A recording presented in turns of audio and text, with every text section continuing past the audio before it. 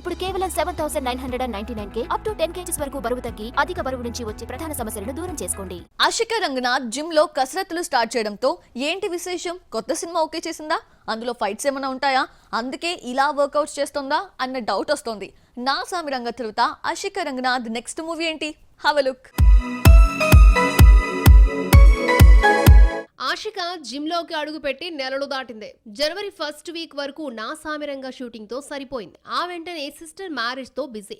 ఇలా కొంతకాలం జిమ్ కి దూరమైన ఆషిక మళ్లీ వర్కౌట్ స్టార్ట్ చేసింది.